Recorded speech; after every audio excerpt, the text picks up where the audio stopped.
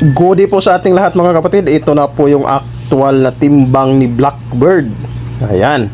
Marami kasing nagtatanong kung ilang kilo daw ang kayang abutin ng aking mga hybrid turkey ngayon. So yung mga hybrid turkey ko po na pinapalabas ngayon is ito po yung barako na si Blackbird. Ayan. Kung makikita nyo ang timbang nito sa pagkakataong ito is nasa 17.25 po ito.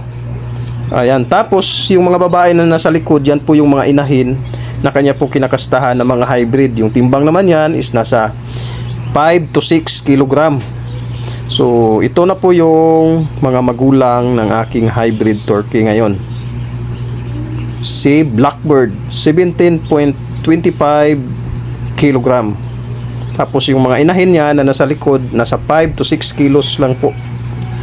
Mayroon na po tayong sisiw na available ngayon, kaya ipinakita ko po sa inyo yung timbang ni Blackbird sa pagkakataong ito.